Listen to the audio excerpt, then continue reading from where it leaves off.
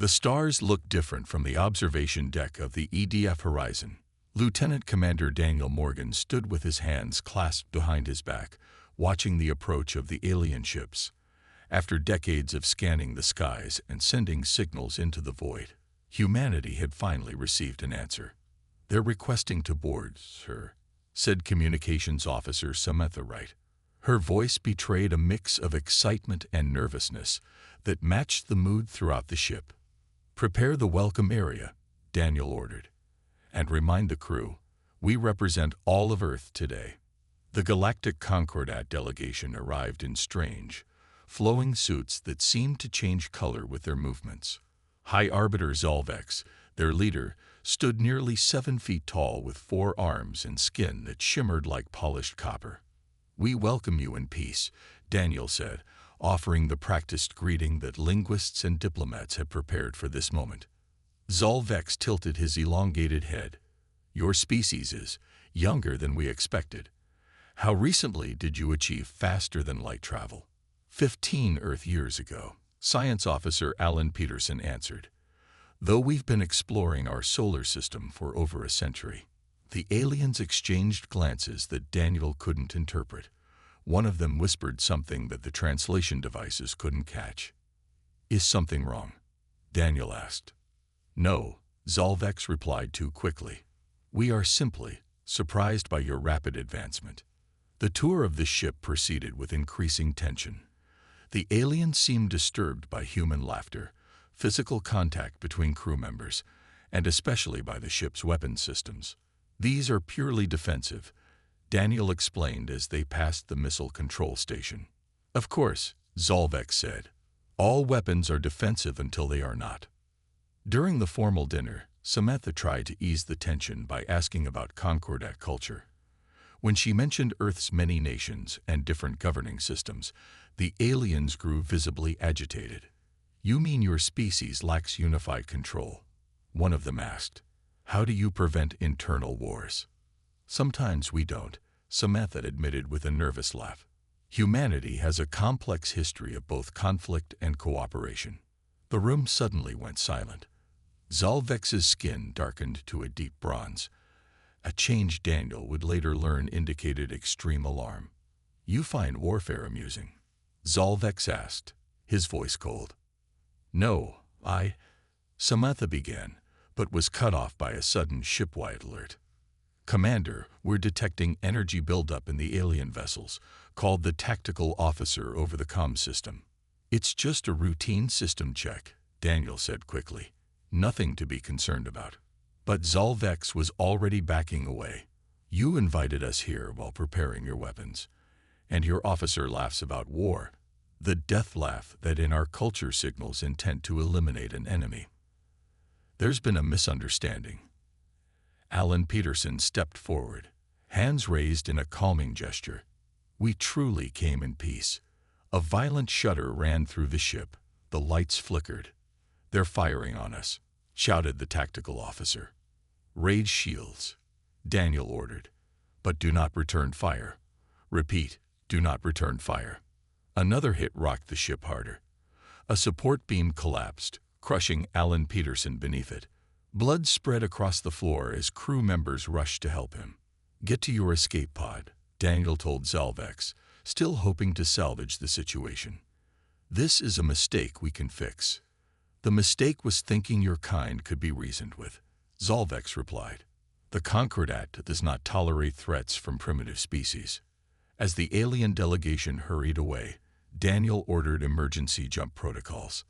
The Horizon lurched into FTL flight, escaping further damage, but leaving behind all hopes for a peaceful first contact. In the aftermath, as they counted their dead and assessed the damage, Samantha approached Daniel on the observation deck. "They thought I was threatening them by laughing," she said, her voice hollow. "A simple cultural misunderstanding. And now we're at war with an entire galactic alliance." Daniel looked out at the stars, no longer filled with promise but with hidden dangers. "Send a message to Earth," he said quietly. "Tell them to prepare. The peace we hoped for isn't coming." 5 years passed since the disastrous first contact. Earth had changed. Orbital defense platforms circled the planet like a metal necklace. Shipyards worked day and night. Humanity prepared for war while hoping for peace. Admiral Catherine Nelson adjusted her uniform as she stepped onto the neutral space station near Arcturus. The station hung in space like a silver coin, rotating slowly. Representatives from 17 alien species waited inside.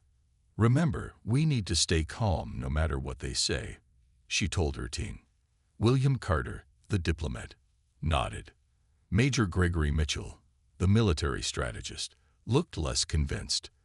"They fired first," Mitchell said quietly, "and they've attacked 3 of our survey ships since then. Which is why we're here," William replied.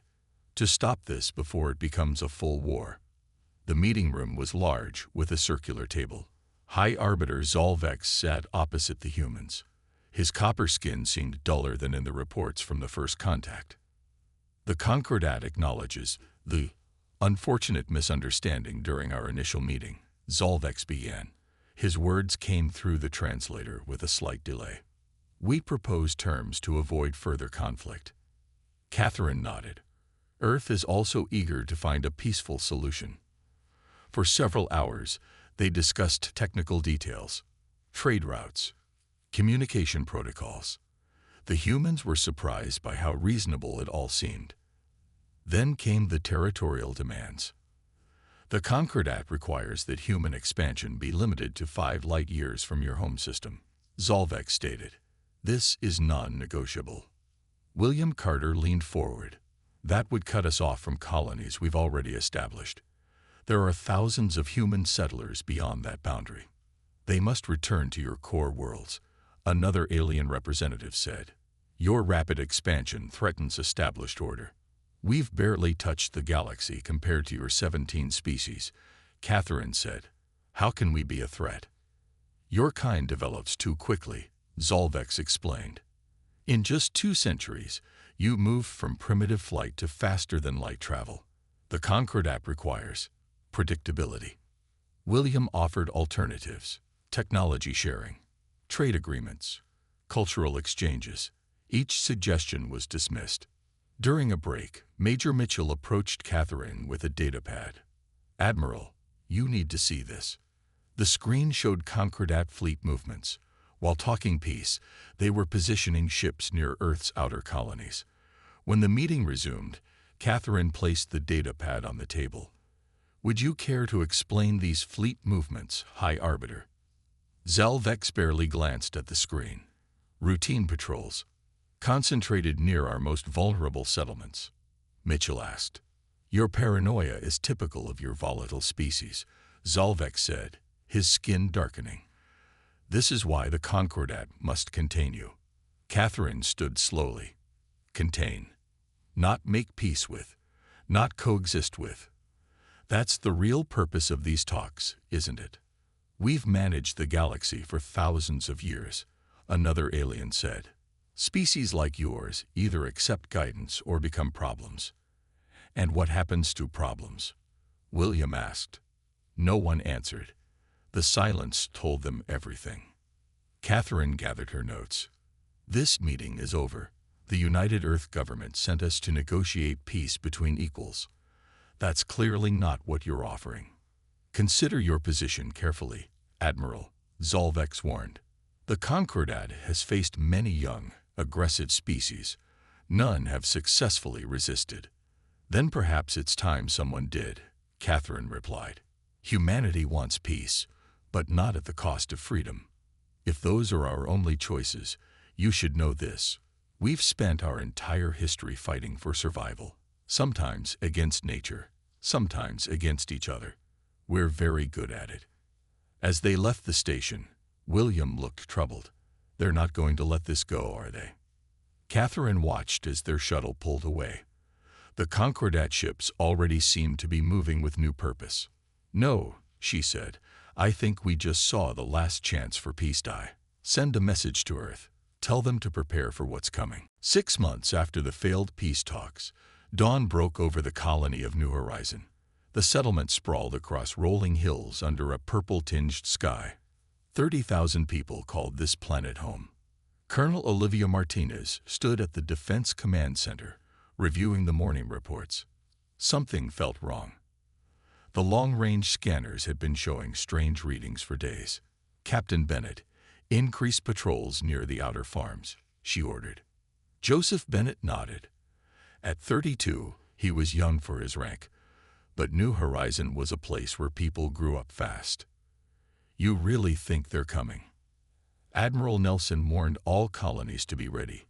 Olivia said, "The Concordat doesn't make empty threats." She was looking at the colony's evacuation plans when the alarm started. "Multiple ships entering the system," shouted the sensor operator. "Configuration matches Concordat vessels. A lot of them, Mom." Olivia rushed to the main screen. Dozens of alien ships were appearing, far more than New Horizons' defenses could handle. "Sound the evacuation alarm," she ordered. "Get everyone to the ships. Now." Across the colony, sirens wailed. People grabbed emergency bags and hurried toward the spaceport. Parents carried children. Neighbors helped the elderly. The first shots hit the outer defense platforms. The sky flashed with explosions. "How long until everyone's loaded?" Olivia asked, watching the approaching enemy on the screens. 3 hours minimum," Joseph replied. "There are families 5 miles out who haven't even reached the city yet." Olivia made the hardest decision of her life. "Take half our defense forces to cover the evacuation. I'll stay with the rest and slow them down." "Colonel, that's the only way to save our people," she finished. "Someone has to buy time." 4 hours of brutal fighting followed. The colony's small defense fleet engaged the Concordat Armada, sacrificing themselves ship by ship. On the ground, Olivia's forces used the colony's buildings and surrounding hills for cover, making the aliens pay for every step. At the spaceport, Joseph worked frantically to load people onto every available ship. When the last civilian vessel prepared for takeoff, he faced a terrible choice of his own. "Colonel Martinez, we've loaded everyone we can find," he reported over the comm. "Last ship leaves in 10 minutes. Static filled the channel before Olivia's voice came through. In the background, explosions shook the ground. "Good work, Captain. Get those ships out of here." "We still have room for your team," Joseph said. "Fall back now, and you can make it." "Negative. They're too close. If we retreat, they'll overtake the evacuation ships." Her voice was calm despite everything. "We'll hold this position." Joseph knew what that meant. "Colonel, that's an order, Captain. Get our people home. Tell Earth what happened here." The last evacuation ships rose into the sky as Concordat forces surrounded the Defense Command Center. Olivia and 50 volunteers fought to the end, their sacrifice allowing 80% of the colonists to escape. Before the final assault, Olivia recorded a message and set it to broadcast on all frequencies. "This is Colonel Olivia Martinez of New Horizon Colony. We came to this planet in peace. We built homes, grew food, raised children. We wanted nothing more than to live our lives among the stars." She paused as weapons fire echoed nearby. "Today, the Galactic Concordat attacked without warning or mercy. Remember us, and make them regret this." When President Edward Collins played this recording for the United Nations on Earth, a stunned silence fell over the assembly. Then he stood to address the world. "We did not seek this war," he said, his voice echoing in the quiet hall. "We pleaded for peace. But if extinction is the alternative, we will show the galaxy why humanity has survived every calamity our world has thrown at us. And we will be remembered not just for our capacity for violence, but for the justice of our retribution." That day, Earth went to war. 1 year into the war, things were not going as the Concordat had planned. They had expected a quick victory. Instead, they faced a nightmare. Fleet Admiral Diane Rivera stood on the bridge of Earth's newest warship. At 53, she had spent her life in Earth's Navy, but nothing had prepared her for commanding a fleet against alien enemies.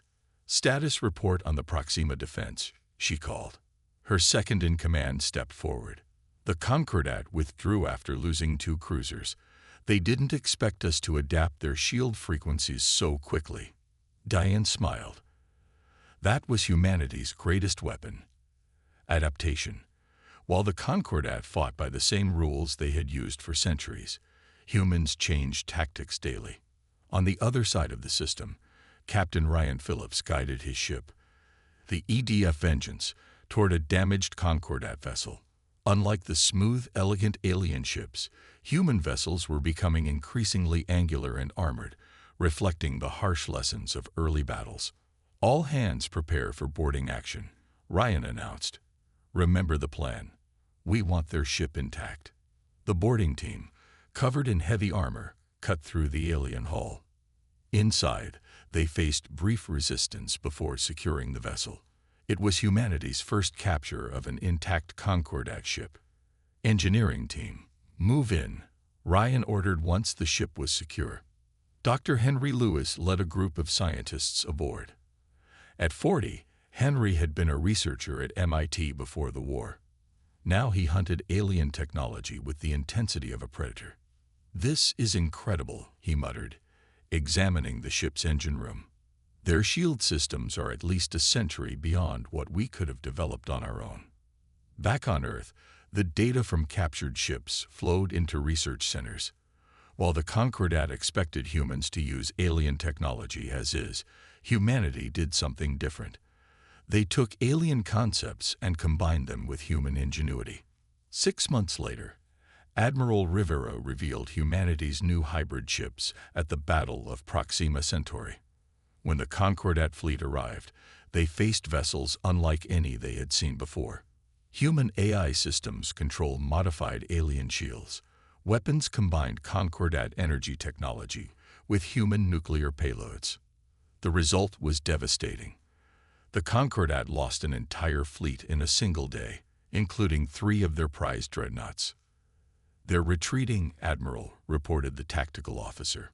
Diane watched the enemy ships flee. "Don't pursue. We've made our point." In a secret facility orbiting Jupiter, Commander Lisa Foster led a different kind of war. Her team of hackers and communication specialists had cracked the Concordat's transmission codes. "We can now listen to nearly 60% of their military communications," she explained to a group of generals, "and interfere with about 30%. One general leaned forward. "You're saying we can tell their ships to go to the wrong coordinates?" Lisa nodded, "Or to fire on their own allies. Their systems are incredibly advanced but surprisingly rigid. They never expected anyone to get past their encryption." Across the front lines, the pattern repeated. Humans took alien technology, found its weaknesses, improved upon it, and turned it against its creators. In a Concordat War Council, High Arbiter Zalvex faced uncomfortable questions. "How are they adapting so quickly?" demanded a representative from the Jexari species. "We estimated decades before they could match our technology." "They don't fight like a normal species," another counselor said. "When we destroy their ships, they don't repeat the same tactics. They learn." Zalvex stared at the battle reports. The humans had lost many ships and colonies, but instead of breaking their will, each loss seemed to make them more determined and more dangerous. "What have we awakened?" he whispered to himself. The galaxy was beginning to ask the same question. 2 years into the war, other species began to notice humanity's unusual success against the Concordat. For centuries, the 17-species alliance had been the unchallenged power in this part of the galaxy. No one defied them and survived, until now. Ambassador Nicole Harris walked through the steel corridors of Europa Station, Jupiter's largest moon base. Security teams flanked her, watching for threats. The upcoming meeting was secret, dangerous, and potentially the most important diplomatic contact since first contact. "Are you sure about this?" asked her aide. Nicole nodded. "If they're taking the risk to meet us, we should listen." The meeting room was small and secure. When the door opened, Nicole found herself facing a being unlike any human had met before. The Vralian stood nearly 8 feet tall, with gray-green skin and 4 eyes arranged in a diamond pattern. "I am Krell," the alien said through a translator device. My people were conquered by the Concordat 30 years ago. I'm Ambassador Harris. Why risk contacting us? Krell's upper eyes blinked slowly. Because you fight. And you win. No one has done both against the Concordat before. Over the next 2 hours, Krell revealed a different picture of the galaxy than humans had known. The Concordat wasn't a peaceful federation. It was an empire that gave subject species 2 choices: join or perish. 17 core species rule, while 34 others serve, Krell explained. My people mine resources. Others build ships. Some provide soldiers. None have real freedom. Nickel leaned forward. Are you suggesting an alliance? I'm suggesting a revolution, Krell replied. Many systems watch your war closely. If humans can truly stand against the Concordat, others might find courage to join you. Meanwhile, on a captured Concordat outpost, Special Forces Commander Timothy Reeves discovered ancient records. He had been searching for tactical information, but found something far more valuable. You need to see this, he told his superior over a secure channel. The Concordat has been systematically eliminating species they consider unpredictable for almost 3,000 years. The evidence was clear. Any species that developed too quickly or refused Concordat control faced extinction or forced assimilation. Humanity wasn't the first to receive their ultimatum, just the first to successfully resist. When these findings reached Earth, President Collins called an emergency meeting. We're not just fighting for ourselves, he told the assembled leaders. We're fighting for every species that faces their tyranny. Earth began broadcasting evidence of Concordat atrocities on all frequencies. They included offers of alliance to any system willing to break from Concordat control. The response wasn't immediate. Fear of the Concordat ran deep. But as human forces continued to win battles and protect those who sided with them, whispers spread. On the Concordat's capital world, the ruling council faced growing unrest. 3 member species, led by the mercantile Jexari, demanded a revaluation of the war. These humans protect their allies, said the Jexari representative, while we sacrifice our colony worlds without hesitation. Perhaps we chose the wrong path. High Arbiter Zolvex faced challenges to his leadership for the first time in decades. The humans must be crushed completely, he insisted. Any compromise shows weakness. Your pride blinds you, another counselor replied. This war is changing how the galaxy sees us and sees them. Across thousands of worlds, people watched news of human victories. Species that had bowed to Concordat rule for generations began to question. Underground resistance movements grew stronger. A popular saying spread among the oppressed. Watch the humans. They fight not just for themselves, but for anyone who stands with them. The Vralians were the first to openly rebel, destroying Concordat bases on 3 of their worlds. Others soon followed. As Nicole Harris finalized alliance terms with Krell, she felt the weight of the moment. This is bigger than our war now, isn't it? Krell's 4 eyes seemed to smile. The humans aren't just fighting a war. They're changing the galaxy. 3 years into the war, Earth launched its boldest move yet. General Patricia Ruiz stood in the command center beneath Denver, surrounded by holographic displays showing thousands of ships. Is everyone in position? She asked. Yes, General. All fleets report ready. Patricia took a deep breath. Begin Operation Lighthouse. Across 3 star systems, human ships appeared simultaneously, targeting key Concordat supply centers. But unlike previous attacks, every human ship broadcast the same message on all frequencies, the evidence of Concordat atrocities gathered over the past year. Let every species see what they've done, Patricia said, and what they plan to do to us all. The attacks caught the Concordat by surprise. Their forces were spread thin, trying to contain rebellions on a dozen worlds. 3 major supply hubs fell within days. The broadcasts had an even greater impact. The Jexari, one of the original Concordat members, formally withdrew from the alliance. The Volani and Krith followed soon after. Captain Vincent Maxwell guided his stealth vessel, the EDF shadow through the chaos. His mission was different: to extract dissidents from Concordat worlds. Approaching pickup zone, his pilot reported. Below them, a group of aliens waited in a forest clearing. They were scientists, artists, and teachers who had spoken against the war. "This is Shadow," Vincent broadcast on a narrow beam. "We're here to help." As the rebels boarded, one of them approached Vincent. "Why would humans risk saving us? We're part of the alliance that attacked you." Vincent smiled. "Because that's what humans do. We protect those who can't protect themselves." The Concordat, now facing war on multiple fronts, grew desperate. Using weapons forbidden by their own laws, they attacked the human colony on Eos. A deadly radiation weapon killed millions in minutes. Admiral Diane Rivera received the news on her flagship. "They're targeting civilians now," she said, her voice tight with anger. "It's time for the Thermopylae Protocol." The plan had been debated fiercely on Earth. Some called it too extreme. Others said it was necessary to end the war. 3 days later, a small fleet of human ships arrived at Vega Prime, home to the Concordat's largest shipyards.